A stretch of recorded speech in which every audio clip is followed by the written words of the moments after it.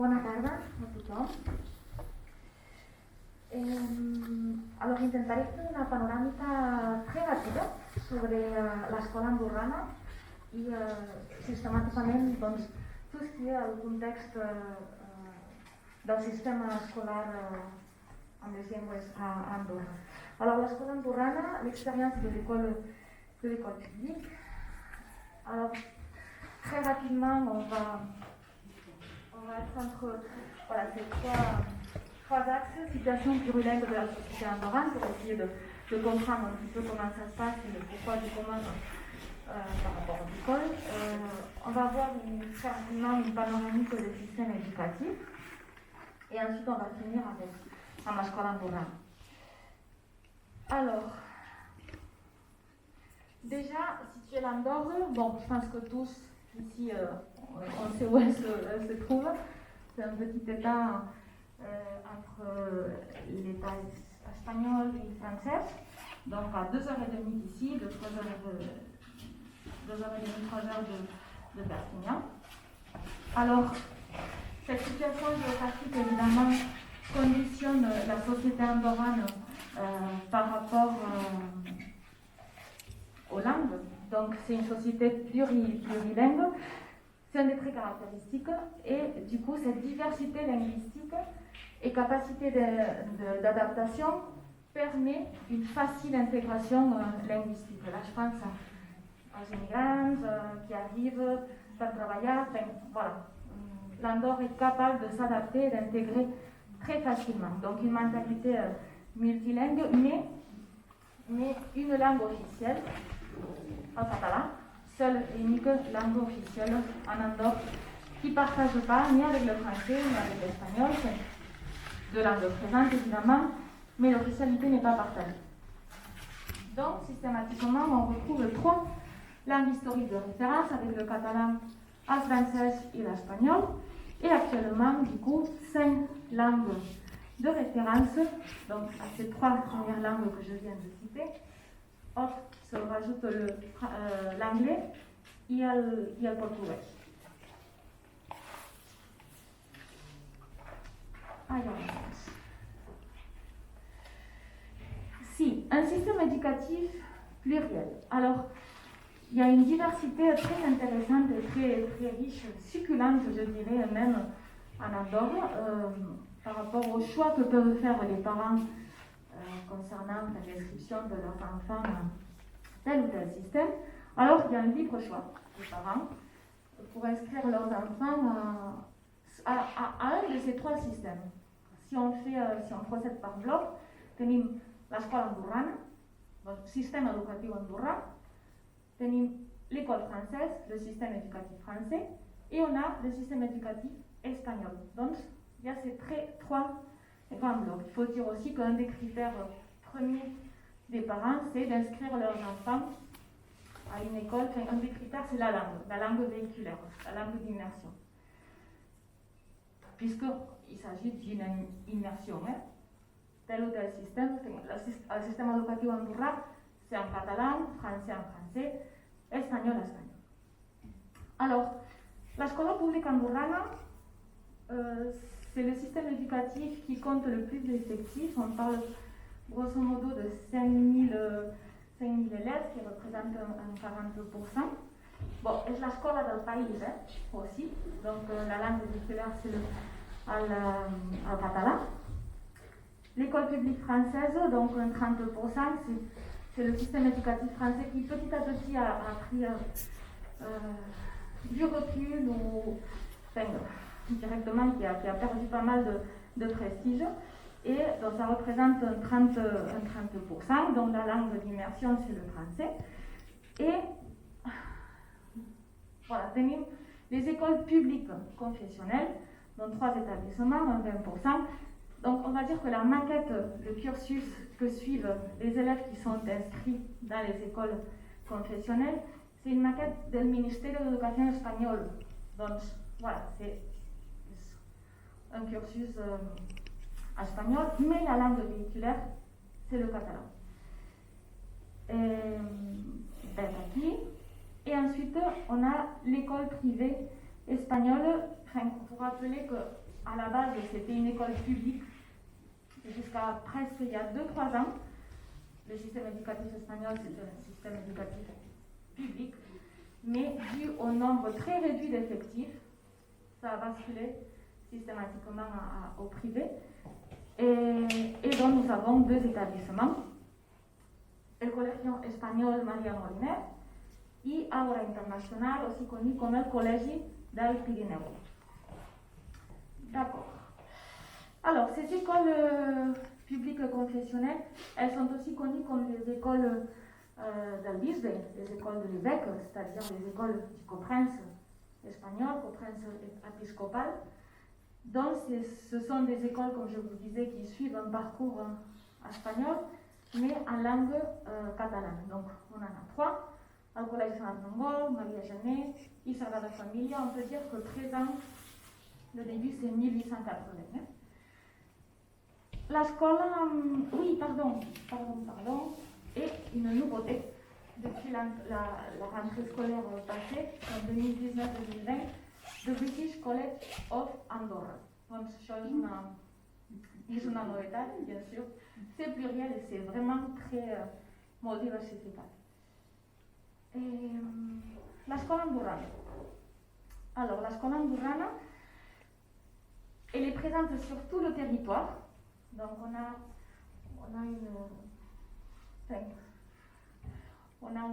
une petite carte de l'Andorre, ça fait un peu Illa, mais évidemment, elle est bien entourée. Mais bon, aquí, voilà, c'est très simple, je m'en excuse, mais voilà, c'était pour faire visual. En Andorre, il y a 7 paroisses. Ces 7 paroisses, donc, comptent avec la présence de la Scola Andorrana.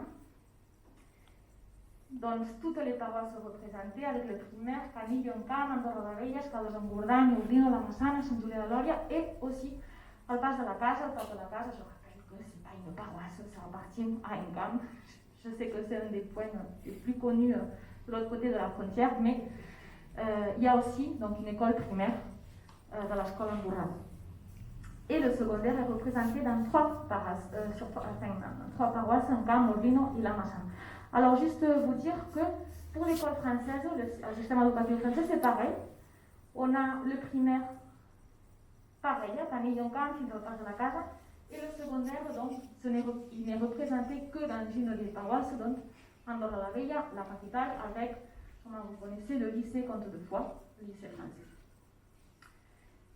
Les autres systèmes sont dans le territoire beaucoup plus discrets, menys presents. Alors, pour finir, l'évolution de la Scola Andorrana. Alors, j'ai mis 4 grands titres pour simplifier, je ne sais pas si on voit très bien, très petit. Donc, ouverture, juste pour vous rappeler que la Scola Andorrana existe, l'école du pays existe que depuis 1982. Donc, c'est quand même une école jeune, c'est une école récente. Et elle existe grâce à la mise en place du gouvernement andorran, le premier gouvernement andorran, donc, qui date donc de 1982 aussi.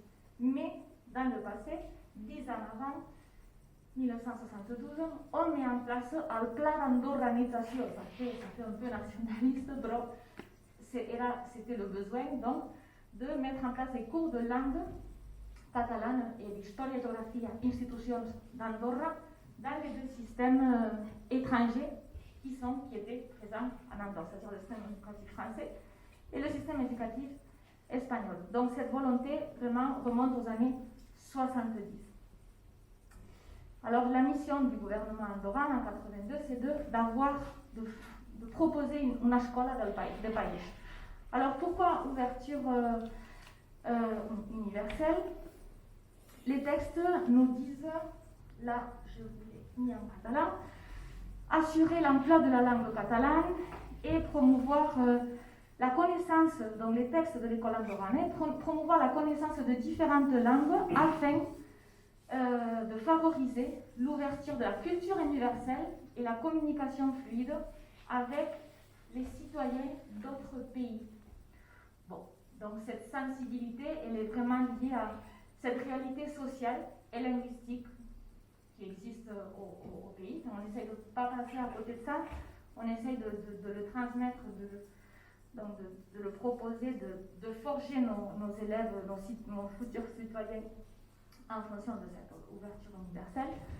Donc, ceci est présent dans le cadre de la classe, donc avec un bilinguisme fonctionnel et je dirais même immersif, puisque on a la présence de 2 professeurs dans une même classe, un prof une langue, donc le professeur de français, qui véhicule en français, et un professeur de catalan qui parle en catalan. Alors, tout ça est en train de changer actuellement, puisque on a el PERNSEA, c'est le plan stratégique pour rénover et améliorer le système éducatif andorran. C'est un système qui se pose beaucoup de questions, qui nous paraît d'évolutionner, qui veut toujours progresser. Donc là, il y a un travail très fort par rapport aux compétences. Mais cette réforme qui a lieu depuis la rentrée 2013-2014 supprime systématiquement et progressivement la présence de ces 2 professeurs au sein d'une classe. Mais la réforme maintient cette conscience plurilingue, ce qui est essentiel au sein de l'école andorrane. Et pour finir, acabaré amb aquesta diversitat lingüística. Donc, juste vous dire très rapidement que le catalan commence donc en maternelle, petite section. Le français maternelle, moyenne section. Le castellan au collège. L'anglais primaire et le portugais dans certains établissements. Donc, c'est une option. Donc, évidemment, la DNL se fait en catalan, français et en castillan. Voilà, ce qui vraiment nous contraste molt avec le système français en Andorre. Donc, c'est un système monolingue. Donc, vraiment, l'école andorrane, c'est une école qui crée un déséquilibre avec un système éducatif français, par exemple. Et voilà, je passe très rapidement, je fais un survol, ya está, a la Elena. Y gracias, gracias.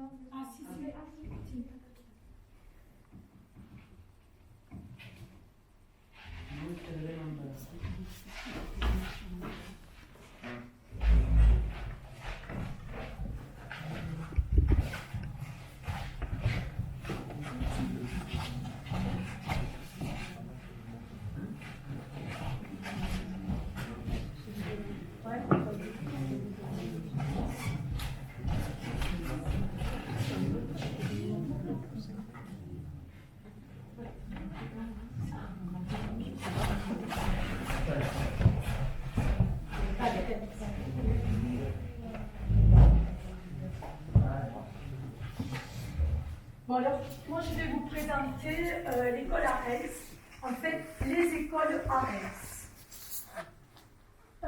Donc on va faire un peu d'histoire. Alors les diapos que je vais vous présenter sont en catalan, mais je vais vous les expliquer. Vous survivrez, je pense. Alors un peu d'histoire donc de cette langue, dont le traité des Pyrénées en 1659 nous sépare, donc nous, Catalogne Nord, le département, une partie du département des Pyrénées-Orientales, de la reste des pays catalans. Mais la langue catalane reste encore, jusqu'à peu près la Première Guerre mondiale, la langue catalane reste la langue de communication. Hélène, oui. Tens una quinzena llarga de minuts, perquè veig que comences amb 1659. No pateix, si s'hauria acabat. No pateix. No, perquè... L'ensenyament de la langue catalana était... Podes agafar el micròfon? Sí. Vous ne m'entendez pas? Sí, perquè gravem. Perquè gravem, d'accord. Donc, l'enseignement de la langue donc, était totalement absent dans les écoles. Et voire réprimé. Donc vous voyez une diapo, cette photo qui est célèbre, qui reste parler le français, soyez propre, donc qui reste encore dans la cour d'une école pas ici, en Cerdagne.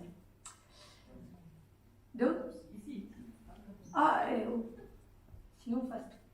Als anys 60 i 70 se comença a despertar, com dans d'autres endroits, pardon, je repartais en catalan, donc il y a de nouveau des envies d'enseignement en catalan.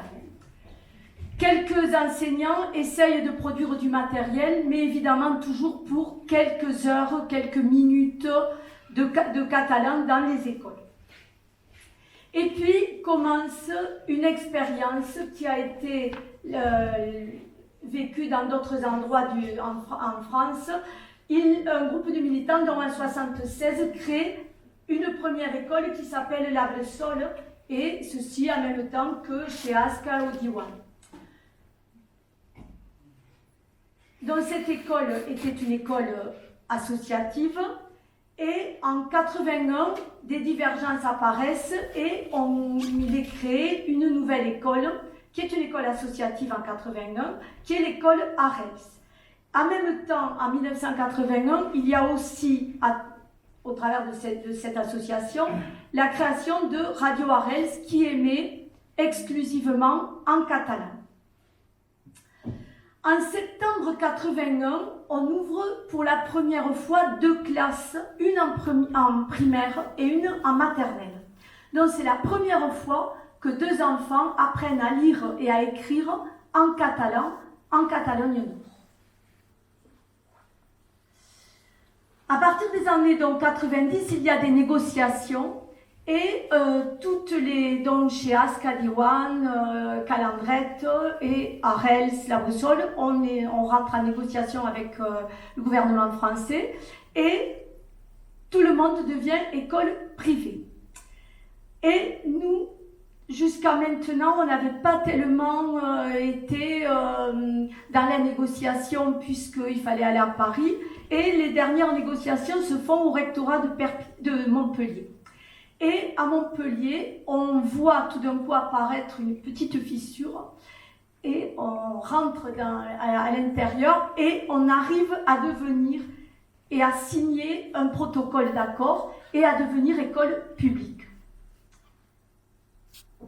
Alors, ces négociations, elles avaient surtout porté sur le nombre d'élèves dans les classes, les diplômes des enseignants, la nationalité des enseignants, et le fait que les inspecteurs venaient très souvent à l'école. Donc il y avait une certaine transparence. Dans l'école Arels, c'est en 1994 la seule école 94 qui devient école publique et qui intègre le système public français avec son système en immersion. Alors, avant, Rita parlait donc d'une immersion précoce et totale. Arels, depuis la toute petite section, les enfants n'ont que le catalan comme langue de communication à l'école. Alors, qui dit école publique dit école pour tous, c'est-à-dire qu'il n'y a pas de discrimination par rapport à combien on paye tous les mois, et si on paye beaucoup, pas beaucoup, si on est originaire de Catalogne Nord, si on est originaire d'autres terres, d'autres territoires, on a accès à cette école. C'est pour ça que sur nos écoles, il y a des enfants issus de la retirade, des arrière-petits-enfants, mais il y a beaucoup aussi d'enfants gitans. Il y a aussi des enfants qui viennent du nord de la France et beaucoup d'enfants maghrébins. Alors, on ne se situe qu'à Perpignan. Il n'y a qu'une école Arels à Perpignan. Mais pour nous, le territoire, c'est toute la Catalogne du Nord. Alors, la première école, c'est l'école Arels-Cassagne qui se trouve depuis la deuxième année d'existence dans des locaux municipaux de la ville de Perpignan. Nous avons commencé dans des préfabriqués et donc depuis 1996, l'école se trouve en centre-ville de Perpignan. Alors, en septembre 2015, il y a eu l'ouverture d'une deuxième école à Rels, dans un autre quartier de Perpignan, qui est un quartier qui se situe au nord de la ville. Donc, les conditions matérielles au début étaient plus que précaires. Actuellement, ça s'est quand même amélioré, même s'il y a encore du travail. Sur cette deuxième école, le projet est exactement le même que sur l'école du centre-ville, d'Arels-Cassagne. Avec, depuis 2017, en plus, on a la chance d'avoir un enseignement de musique fait par le Conservatoire de Perpignan et intégré à l'horaire scolaire. Classe horaire aménagée, musique, qui est un dispositif de l'éducation nationale.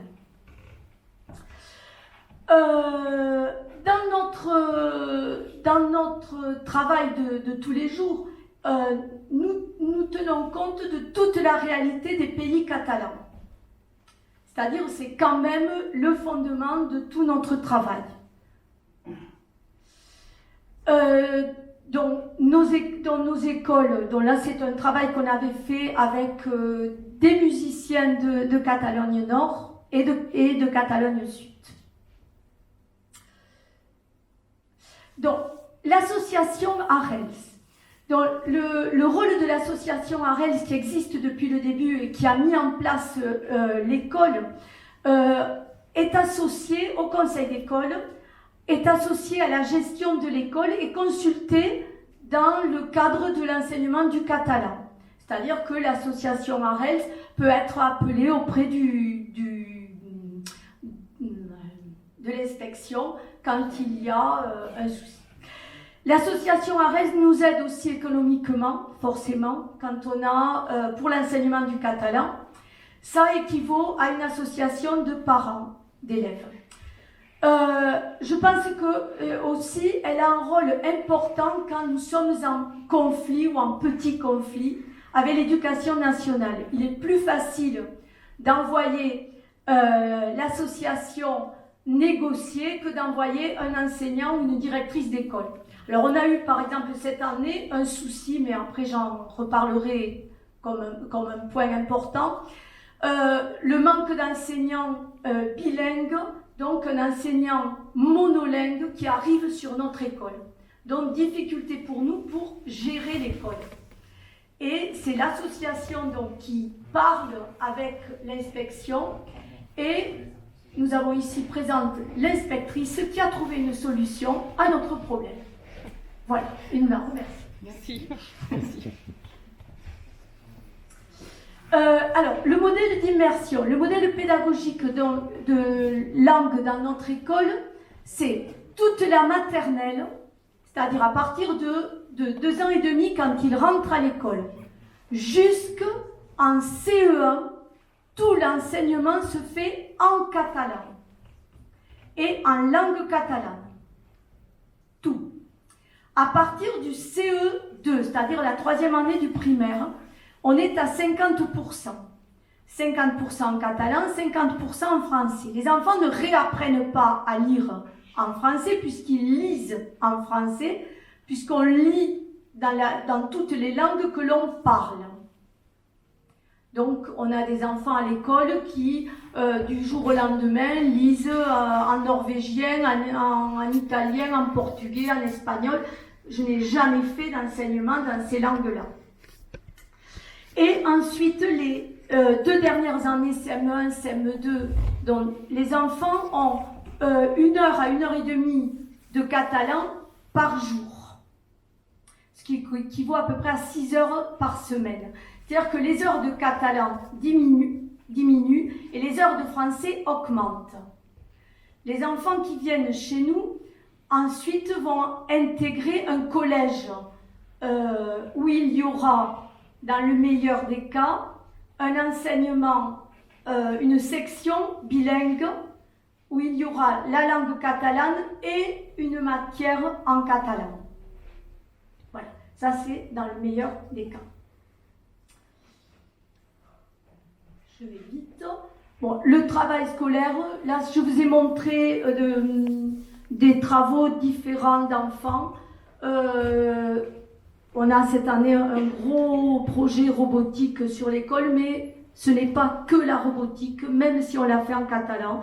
Il y a aussi des arts plastiques, il y a aussi du travail, il y a aussi connaissance du pays. Des publications faites par les enfants de l'école.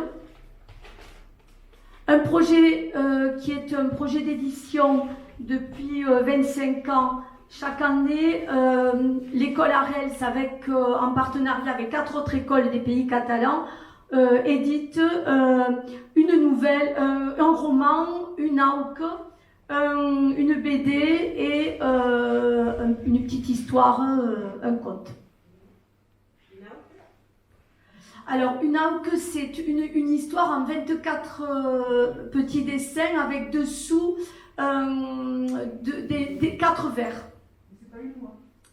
C'est pas une noix, non. Ça pourrait être une noix, hein, mais ça l'est pas. Voilà. Mais justement, la diapo de là en présente une. C'est une histoire qui est racontée avec des petits vers dessous. Alors, un maître, une langue. Alors, à l'école, aux écoles Arels, dans les premières années, on avait opté pour un maître, une langue. Bon, alors, un peu parce que il n'y avait pas grand monde qui avait envie de faire le français. Et actuellement, en fait, en fonction des compétences des enseignants, l'enseignant fait français, catalan dans sa classe, ou ne parle pas catalan, et donc un autre enseignant vient faire les heures de catalan dans sa classe, donc on est obligé de s'adapter. Et c'est ce manque d'enseignants formés en catalan qui est de plus en plus un problème pour nous. Et je pense pour nous, École Arels, mais pour nous, enseignants bilingues de l'école publique. Voilà. Donc, nous, on doit s'adapter sans arrêt. Des fois, c'est même plus de l'adaptation, c'est carrément impossible. Donc, la formation des enseignants de notre école, donc, au début, des enseignants comme moi, on est devenu enseignants, on a passé les concours internes, on avait été formés à l'université en catalan, mais il n'y avait pas de concours spécifique, donc on est devenu enseignants sans concours spécifique. Certains sont arrivés par l'habilitation. Et actuellement, c'est vrai que tous les enseignants qui arrivent ont le CRPE bilingue. Alors, c'est vrai qu'il y a un bon niveau de langue pour les enseignants qui arrivent, mais il ne faut pas oublier qu'on a quand même des carences. Alors, en langue, un petit peu, mais beaucoup dans tout ce qui est l'aspect culturel. Mais je pense que l'université ne peut pas faire les miracles. Alors, pour nous, c'est vrai qu'en interne, on essaye de faire au maximum du travail avec l'équipe, qui est, pour les 2 écoles, sont des équipes très stables. Il y a beaucoup de stabilité. Et ça nous permet de travailler, d'avancer et de consolider les projets. Donc participation à tout ce qui est fait en Catalogne Nord, carnaval, regroupement de sardanes, les rifles, les fêtes traditionnelles. Alors sur les fêtes traditionnelles, je pense que c'est important parce que comme nous avons des gens d'origine diverses et variées, il est important à certains moments de se retrouver sur un seul type de fête. Par exemple, sur notre école, il y a des gens qui ne fêtent pas Noël parce qu'ils sont musulmans, par exemple. D'autres qui fêtent Noël avec beaucoup de sapins, de crèches. Bon. À l'école, on ne fait ni crèche ni sapin de Noël parce que dans la tradition de Noël en Catalogne, on tape sur une bûche, je ne crois que je n'en ai pas. Et sortent les cadeaux. Donc, pour tous les parents de l'école, ça permet, oui, en fait, oui, il a raison, en bas à gauche. Voilà. Donc, ça permet à tous les parents de se retrouver sur une seule fête sans que cela pose de problème ni de discussion. Voilà, bon ça c'est collé à la réalité du pays, donc c'est des enfants qui sont originaires d'un village Saint-Laurent de Cerdan et qui nous ont amené la peau de l'ours de leur village, de la fête de carnaval, et donc il y en a une qui fait la musique là-bas au fond, voilà, avec les instruments traditionnels. La vie sportive, c'est vrai qu'on est très attaché aux équipes locales, même si Barcelone est un peu loin, mais c'est quand même, nous appartient quand même. Voilà, participation avec un club de Perpignan. Pour ce qui est du matériel pédagogique, alors comme tous les enseignants de toutes les écoles, on pioche beaucoup sur Internet, on traduit beaucoup. Nous, on a la chance d'avoir des maisons d'édition localement un petit peu, mais surtout Barcelone, qui nous permet d'avoir du choix dès qu'on veut acheter du matériel. Et puis, comme tous les enseignants, création de matériel, comme celui qui est présenté là, sur la diapo. Mixité, dont le projet dont je vous disais avant, accueil des enfants, mixité sociale et mixité culturelle. On est quand même une école impliquée. Les enseignants donnent de leur temps pour faire beaucoup d'activités. Mais je pense que c'est important qu'on participe aux activités culturelles de Catalogne Nord. Alors, le projet de l'école, il ne peut exister que parce qu'il y a autour de nous des gens impliqués. Ça peut être les parents, ça peut aussi être les familles. Je vois Mickaël, donc des grands-parents aussi, des gens qui ont cru en ce projet et le fait que l'équipe se soit énormément stabilisée. Voilà, j'essaye d'aller encore plus vite, que je n'ai rien oublié. 12 minutes. Je vais être au papier. Dans les écoles Arels, c'est 2 écoles publiques catalanes avec 345 enfants, 15 enseignants, 5 ASEL. Quel est le futur de l'école Arels? J'espère qu'elle va disparaître un jour, parce que ça voudra dire que le jour où on pourra faire disparaître l'école Arels, il y aura du catalan dans toutes les écoles du département de Catalogne Nord. Parce que pour le moment, on a beau être 345 élèves, plus les enfants qui font du catalan dans les écoles bilingues à parité horaire, ça ne représente quand même que 7% de l'enseignement. Donc, on est encore très loin de tout ça. Voilà. Et juste pour finir, vous dire que imposer sa langue, c'est imposer sa pensée. Ce n'est pas de moi, c'est de Claude Agege. Merci.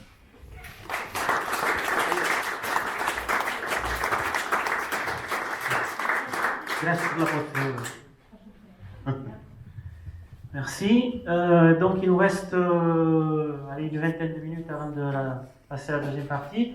Pour des questions aux intervenantes,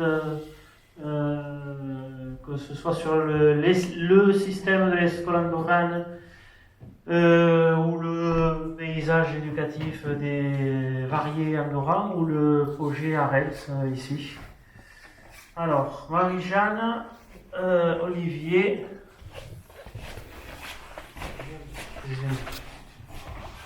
Moi, c'est plutôt une remarque générale par rapport aux 3 exposés qu'on a entendus et dont je remercie les gens qui les ont prononcés. C'est la question de la langue et de la société.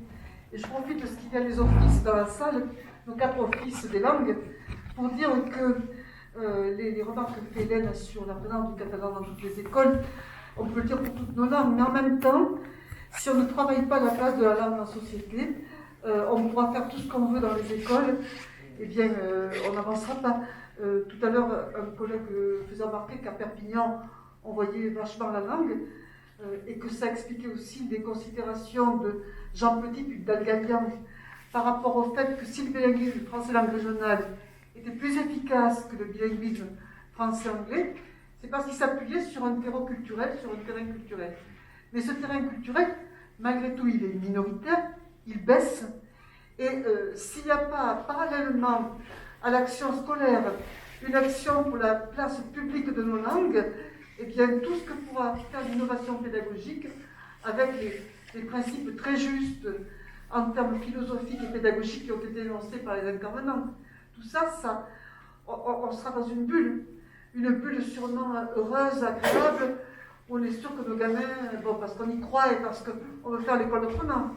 Mais je repose cette question et je poserai volontiers aux offices, de comment accompagner la place de nos langues dans l'école, de préférence publique, ça j'y tiens, hein.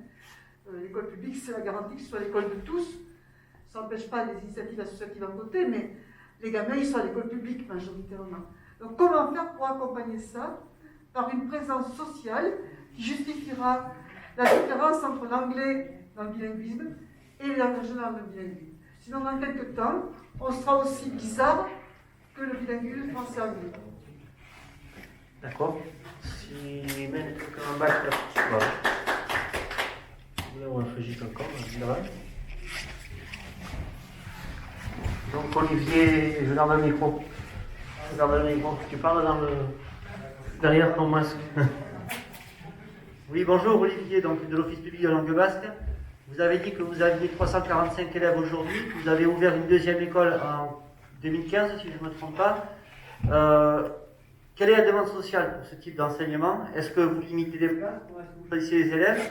Et est-ce que l'objectif, c'est d'en ouvrir une troisième, puis une quatrième, et continuer à progresser? La dernière question, c'est un peu plus technique, mais vos enseignants, ce sont des enseignants publics, ils ont eu le concours, le CRPE public, je suppose. Et après, les forces de mouvement, ils sont... oui, parce que je ne vois pas, c'est pour ça que je me dis... Les postes pour ces écoles-là apparaissent au mouvement normalement, et n'importe quel prof bilingue peut postuler dessus, c'est ça? Voilà, c'est notre grand malheur, d'ailleurs. Et alors, le développement? Alors, pour ce qui est de la demande sociale, effectivement, donc nous, on a deux écoles, une qui est en centre-ville, qui est, disons, l'école historique, et celle qui est au nord. Alors, pour ceux qui connaissent un peu Perpignan, Perpignan est en forme de poire, c'est-à-dire que 2/3 de la population vit à la partie sud et 1/3 au nord. D'accord? Donc, l'école du Sud est actuellement à 30 et quelques enfants par classe, en moyenne. C'est-à-dire qu'il y a une demande très importante. Celle du Nord a beaucoup moins de demandes, mais a des conditions de vie qui ne sont pas dignes d'une école. Franchement, moi je dis des choses, je vous le dis sincèrement, moi je suis directrice d'une école qui a une porte d'entrée qui est en fait l'ancienne porte de secours. J'ai des locaux qui sont très réduits, donc on est obligé de travailler, on n'a aucune visibilité. Donc la demande, elle ne peut être que très faible. Donc on a quand même réussi à ouvrir une école qui fonctionne, qui a de la demande, qui a de la mixité sociale, mais ce n'est pas digne d'une école de la République, puisque tout le monde parle de la République en ce moment. Voilà. Pour ce qui est des enseignants, les enseignants de nos écoles, ils font le mouvement comme tout un chacun. Alors, je dis notre malheur, parce que, disons qu'on n'est pas toujours reconnu dans notre travail. Donc, on dit aux enseignants, vous allez devoir aller à Reims, mais il va falloir beaucoup travailler parce que c'est en catalan toute la journée, puis il faut créer son matériel, puis il faut faire... Donc c'est vrai que c'est compliqué. Et il nous arrive, comme cette année par exemple, que le poste il est au mouvement, et c'est un enseignant monolingue qui est sur le poste. Français, monolingue français. Donc résultat des courses, comme on en a déjà un, qui lui fait tout le français puisqu'il est monolingue, deux monolingues, on ne peut pas faire fonctionner l'école. C'est pour ça qu'avant, je vous ai dit, l'association ARELS doit intervenir, l'inspectrice a dû intervenir, tout le monde a dû intervenir. Bon, on a réussi à trouver une solution, mais ce n'est pas satisfaisant, parce que ça veut dire qu'on prend un enseignant d'une autre structure qui doit doit faire des pieds et des mains pour fonctionner aussi. Donc il y a un réel problème de formation, un réel problème, mais en profondeur. Hélène, question complémentaire. Comment ça se fait qu'un enseignant monolingue français demande un poste à l'école arabe? Mais il ne le demande pas. Ça lui est imposé, il est dernier de liste et il n'a pas d'autre choix que de venir chez lui. Il manque des maîtres bilingues. L'année dernière, cette année, je ne les ai pas comptés, mais l'année dernière, il y avait 18 postes sans enseignants bilingues. Donc tout le monde devait faire le grand écart, aller faire ce qu'il pouvait là où il pouvait. Tenez une autre intervention ici. Alors, je ne sais pas si c'est sur la présentation précédente de Rite Pêche, c'est ça? Oui. C'était sur la question de la concurrence de l'anglais dans l'enseignement, dans les propositions d'enseignement bilingue. Il y a le dernier livre de Gilbert Dalgalian qui fait un peu le point là-dessus sur pourquoi préférer les langues locales, régionales, pour commencer l'enseignement bilingue, donc pour tout ce qu'on a dit de culturel, de proximité, etc. Il met également dans notre argumentaire contre l'anglais en première langue, en langue L2, langue d'enseignement bilingue, que le professeur qui va faire l'anglais, soit c'est un professeur anglais, et donc évidemment il aura tout le bagage linguistique, mais pas forcément pour faire le pont entre les deux cultures, française et anglaise, soit c'est un professeur français qui, avec bonne volonté, va enseigner un anglais, j'espère meilleur que le mien, mais en fait, pas forcément toujours à la hauteur de ce qui pourrait être espéré. Et le troisième argument, c'est que si on commence par l'anglais, on risque de bloquer les élèves qui vont se dire « mais pourquoi je vais aller apprendre autre chose puisque tout le monde parle anglais ?» Et donc on se retrouve avec, on redonne à l'anglais une place qu'il a déjà de trop, et donc on met le français en situation de diglossie, et on sait bien ce que ça veut dire pour la suite.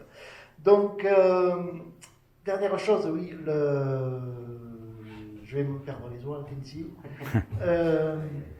Oui, donc ce qui est préconisé en fait, c'est de lancer le bilinguisme français langue régionale, d'intégrer en troisième langue en fait, une langue qui est proche d'une des deux qui a été prise, donc proche du français ou de la langue régionale, et de mettre seulement après l'anglais, puisque de toute façon tout le monde va y aller, et joyeusement en plus.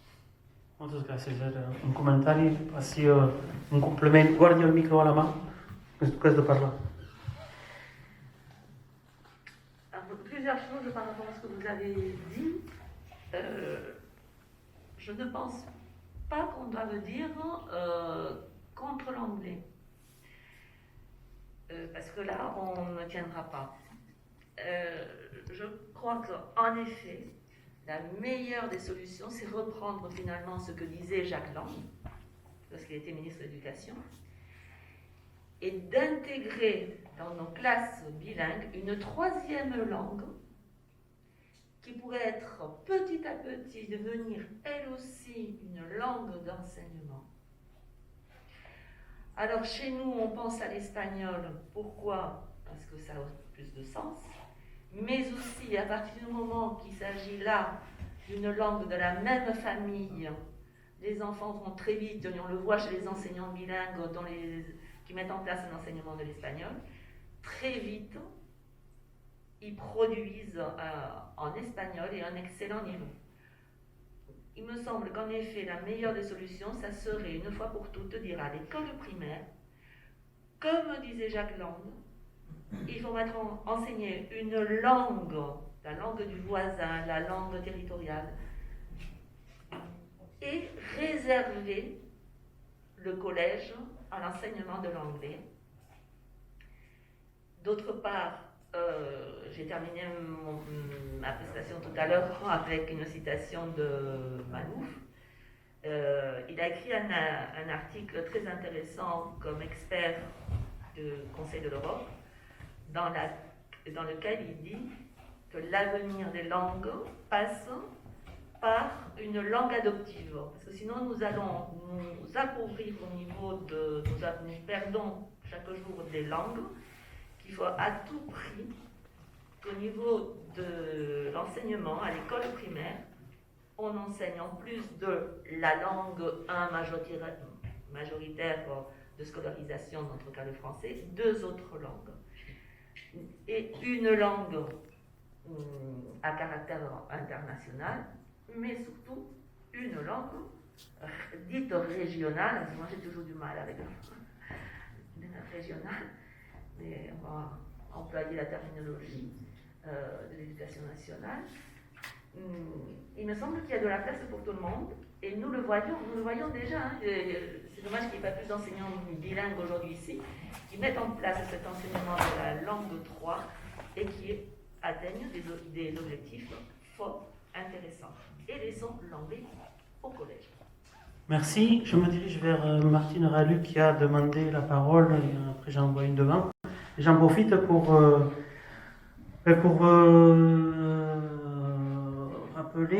rappeler ce avec quoi a terminé Myriam tout à l'heure en présentant le système Andorran, qui présente l'intérêt d'intégrer ce plurimultilinguisme à tous les niveaux et jongler avec 2 langues dès le départ, plus une troisième, plus une quatrième, plus l'anglais comme tout le monde. Et je pense également au système à la Val d'Aran, à l'Aran, qui lui aussi jongle pour son système éducatif sur 5 langues, de l'occitan jusqu'à l'anglais. Martine. Juste une question complexe. Vous avez noté dans votre PowerPoint tout à l'heure, les résultats sont supérieurs aux évaluations en français et en maths, avec une indication d'un document à vous de 2015. Est-ce que ce document est accessible? Est-ce qu'on peut... Il est en ligne. D'accord. Alors, ce sont cette étude, cette analyse, Capazac,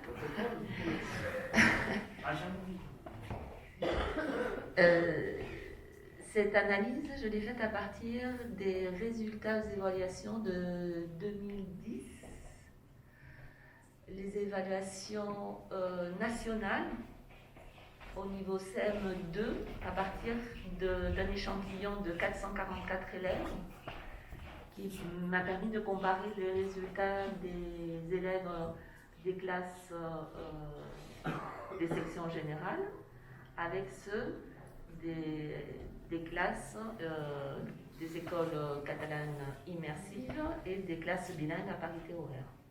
Ce sont des données publiques. Sur quel site on peut trouver tout ça? Alors, c'est dans le livre que j'avais publié et qui est désormais en ligne, Plurilinguisme et enseignement du catalan. Est-ce que les résultats des rectorats sur toutes les langues, sur toutes les écoles de France sont accessibles en ligne? Non. L'évaluation de Non. CM2, il faut les demander, Non. comment ça se passe? Alors ça, c'est un parcours du combattant, parce que au niveau de l'inspection académique, lorsque j'avais demandé les résultats, il n'y a pas de séparation dans l'analyse, c'est-à-dire par exemple les résultats des élèves des classes publiques fonctionnant à parité horaire. On a les résultats de tous les élèves de CM2. On ne les a pas de manière différenciée. Alors il a fallu contacter école par école et les directeurs qui ont bien voulu, de façon anonyme bien sûr, me transmettre les résultats m'ont permis de faire cette étude. Mais à ma connaissance, on n'a pas accès malheureusement à ce que vous dites parce qu'au niveau de l'éducation nationale, il n'y a pas cette séparation. Question complémentaire. Olivier nous avait parlé d'une évaluation, et le président de l'Obel, sur 4000 élèves en système immersif. Donc ça veut dire que quelque part, il y a eu un accès. Je vais m'expliquer précisément sur quoi porter l'évaluation. On a répertorié l'ensemble des élèves de CP et de CE1 scolarisés dans les écoles proposant un enseignement bilingue au Pays Basque. Ça correspond à 4000 CP et CE1.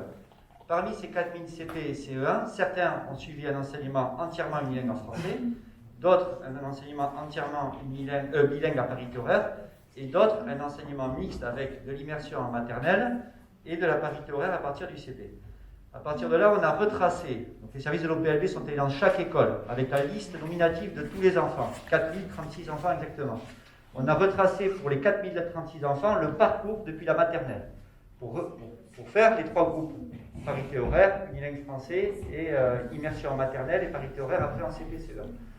On a distribué une autorisation parentale à chaque parent. Chaque parent devait retourner, c'est le rectorat qui l'a produit, cette autorisation parentale, pour autoriser l'utilisation des résultats de leur enfant aux évaluations de CP et CE1 en français et en mathématiques dans le cadre de l'évaluation du système immersif tel qu'il était pratiqué dans les expérimentations au Pays Basque. On a distribué donc toutes ces autorisations parentales. Il y en a 2500 et quelques qui nous sont revenus. En gros, 75% des parents concernés par l'immersion pour leur enfant ont retourné l'autorisation parentale. 66% des parents qui ont des enfants scolarisés en bilingue ont retourné l'autorisation parentale et 50% des parents d'enfants scolarisés en unilingue français ont retourné cette autorisation parentale. Donc sur la base de ces retours, de ces 2500 retours qu'on a eus, on a fait les groupes, on a envoyé ces données à la DEPP, la direction de l'évaluation, de la prospective de la performance au ministère, et le ministère nous a retourné ces résultats dans un PowerPoint qui nous a été présenté à l'OPLB à l'Assemblée Générale du 2 juillet. C'est cette même Assemblée Générale où l'inspecteur est venu nous annoncer que les résultats des élèves scolarisés dans l'immersion étaient meilleurs en français et en mathématiques que les élèves scolarisés en bilingue à parité horaire ou en unilingue, et que dans le même temps, il en tirait la conclusion qu'il interdisait le projet d'immersion en 5e. Voilà.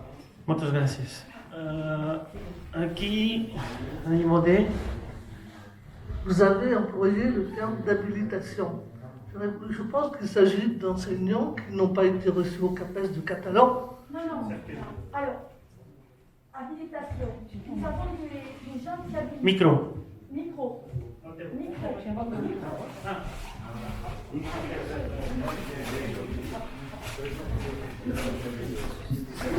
Oui, l'habilitation en catalan, c'est notre voie pour accéder aux classes bilingues. Il y a le CRPE spécifique qui existe depuis 2003, si je ne me trompe pas. Et l'habilitation était un système qui existait quelques années auparavant et qui a perduré. Voilà, donc c'est une habilitation en langue régionale pour enseigner le et en catalan. Ce sont déjà des enseignants. Par exemple, c'est un enseignant titulaire qui fait état de compétences en langue catalane et qui va également progresser vers la mise en place de cet enseignement spécifique d'un point de vue didactique, qui fait preuve d'une bonne volonté et d'avoir des atouts déjà. Voilà. Les enseignants les plus anciens, donc moi j'en fais partie, on est rentré avec un monolingue, on a passé un concours en français et on a eu une habilitation après qui nous a permis de rentrer dans les écoles bilingues. Moi, pardon ? Vous avez été donné par qui ? Par la commission qui a habilité. La commission. Je le demande. Oui. Margon, président de l'association des enseignants de Savoyard. Oui, alors sur ces comptes rendus nous font plaisir, sur les 4000 élèves, les meilleurs dans les bilingues, etc. Et dans l'immersion encore mieux. Mais est-ce qu'on analyse la chose suivante, c'est-à-dire que nous, quand on a des enfants qui prennent une option, bien souvent, pas toujours, mais bien souvent, ce sont des enfants qui sont plutôt doués. On prend du latin parce qu'on a des facultés supplémentaires, des facilités, je ne dis pas toujours, mais souvent. Et alors, est-ce que là, on a essayé de quantifier, de regarder si les élèves qui avaient pris l'immersif, voire la parité horaire, c'est parce que justement, il y a des familles assez motivées, dans les catégories socio-professionnelles assez élevées, qui ont bien vu les choses et qui les ont mis là, et qui fait que de toute façon, ils auraient eu d'excellents résultats à côté. Ou est-ce que ça n'a pas été pris en compte, ou alors ça a été regardé, puis peut-être qu'on a remarqué que ça correspondait assez bien à un échantillonnage moyen des élèves de la région concernée. Pour répondre, Hélène Roy, dans l'ordre, Rita Pêche et Olivier Mioc. Alors, moi je peux vous répondre donc pour Arles, exclusivement pour Arles. Donc, sur les deux écoles à Reims, une à 40 ans d'existence, donc il y a toujours eu beaucoup de mixité. Et donc des enfants très bons, des enfants moyens, puis des enfants très mauvais. C'est comme ça. La volonté des parents ne fait pas toujours tout dans les résultats scolaires. Pour ce qui est de l'école du Vernet, l'école du Vernet, quand on arrive, les enfants qui rentrent sur cette école, à part la volonté des parents, certains n'ont jamais été à l'école, ni en français, ni en quoi que ce soit. Et donc c'est tout un travail autour de l'école qu'il a aussi fallu faire. Donc les résultats actuellement sont bons. Mais est-ce que c'est grâce aux Catalans ou est-ce que c'est grâce au travail que l'on fait? Je n'en sais rien. On verra. Rita?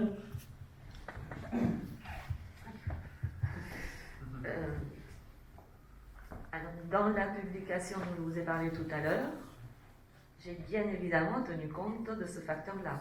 Donc, je vous invite à lire le chapitre qui porte sur cette étude-là. J'avais demandé les catégories socio-professionnelles des élèves. Alors, il y a en effet une légère différence en faveur des classes immersives et bilingues à parité horaire de façon générale au niveau des catégories dites plus privilégiées. Mais ce qui est certain, c'est que pour en avoir discuté avec des tas de collègues, c'est que ça ne veut plus rien dire, cette histoire des catégories socio-professionnelles. Ce qui est assez pratique parce qu'on a des données qui sont quantifiables. Mais qu'est-ce que ça veut dire? Est-ce que dans les catégories socio-professionnelles, soi-disant moins privilégiées, on retrouve les personnes qui sont au chômage, on retrouve les retraités, on retrouve les agriculteurs? Ça ne veut plus rien dire. Et on est bien d'accord que ce qui fait la différence, c'est l'adhésion ou pas des parents au projet, et non pas la catégorie socio-professionnelle. Ce que nous sommes bien embêtés pour mesurer l'adhésion des parents. C'est tellement plus facile de demander la catégorie socio-professionnelle. Mais ça ne veut rien dire. Merci. Olivier? Et on prend. Alors, on n'appelle plus les CSP maintenant à l'éducation nationale, on parle d'IPS, indice de positionnement sociologique, ou je crois que c'est ça que ça veut dire. Alors, quand l'OPLB a été évalué en 2016 par les inspecteurs généraux de l'éducation nationale, ils ont sorti des statistiques dans l'enseignement public de la sociologie des élèves scolarisés en collège. Et les élèves bilingues scolarisés en collège, de la filière bilingue, il y a une plus grande diversité au sein de cette catégorie-là qu'au sein de la filière bilingue. Donc ça, c'est le premier élément. Donc, ça fait tomber les idées reçues sur la filière élitiste qui sélectionne les enfants des classes sociales élevées, et d'ailleurs, rarement les enfants de médecins et d'avocats choisissent la filière bilingue français langue basque. Premier élément. Il y en a, malgré tout. Concernant les évaluations qui ont été menées, ça fait partie des biais qui ont été présentés en amont quand l'inspecteur d'académie a présenté les résultats. C'est-à-dire qu'aujourd'hui, l'éducation nationale n'est pas en mesure de retracer l'IPS des enfants de maternelle. Ils ne savent pas le faire parce que ce n'est pas dans leur base de données. Il nous a dit qu'il le faisait en collège. Il le déduisait pour le CM2 sur la base des résultats de collège, de ce qu'ils avaient au collège, mais ce n'est pas possible pour les enfants de maternelle. Donc, il a dit, ce biais-là, on n'est pas capable de le mesurer, donc peut-être que ça vient biaiser les résultats et que les enfants de maternelle qu'on a évalués sont meilleurs que l'immersif était positionnés plus haut dans l'échelle sociale que les enfants des filières bilingues. Il s'avère que quand même, tous les élèves qui ont été évalués sont issus des mêmes écoles. C'est-à-dire qu'on n'a pas pris l'école des quartiers bilingues avec l'école de centre-ville bilingue. Non, c'est au sein des mêmes écoles, c'était que des écoles bilingues, donc les enfants sont tous issus des mêmes quartiers et des mêmes écoles. Donc on peut quand même supposer qu'on limite ce biais-là dans la mesure des résultats. Et je précise enfin, et moi je l'ai fait remarquer à l'inspecteur d'académie, c'est que seuls 50%, et c'est normal, des enfants des unilingues ont retourné les autorisations parentales. Et on sait, moi je suis enseignant du primaire, je suis détaché à l'OPLB, mais je pense que tous les enseignants ici peuvent en témoigner, quand on donne un papier à faire signer ou à retourner par les parents, souvent, eh bien, il s'avère c'est comme ça, hein, les enfants issus des catégories socio-professionnelles les plus élevées sont ceux qui retournent le plus. Donc quand on n'a que 50% des enfants unilingues qui ont retourné, on peut se dire qu'en plus, les résultats qui ont été mesurés pour les enfants unilingues, ils sont peut-être aussi ceux des enfants issus des catégories socio-professionnelles les plus élevées. Donc, mais j'en sais rien. Et enfin, il y a quand même un biais qui n'est pas neutre, c'est que les expérimentations immersives au Pays Basque, elles ont commencé qu'en 2008 dans le public, elles ont commencé il y a 20 ans dans le privé, mais ça concernait très peu d'élèves.